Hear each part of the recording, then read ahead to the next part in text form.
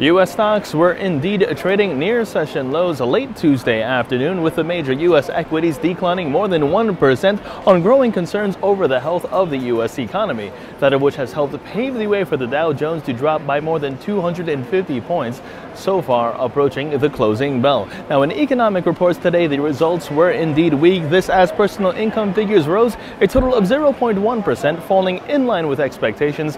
However, consumer spending declined by a total of 0.2%, coming in worse than expected, as investors were expecting a jump by 0.1%.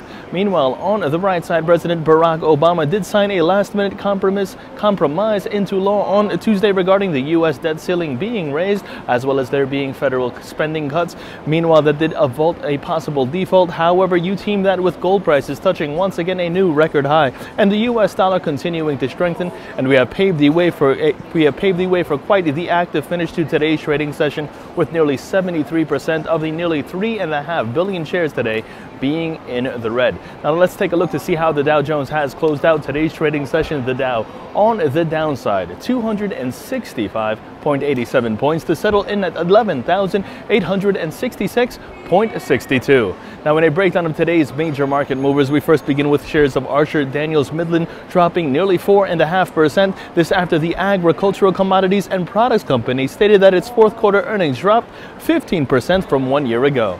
And closing out, we have shares of Emerson Electronic declining a total of 2.5%, coming in around $47.85 a share. This after its third quarter earnings of 90 cents a share did fall in line with analyst estimates. However, its sales of $6.29 billion missed expectations for revenue of $6.4 billion.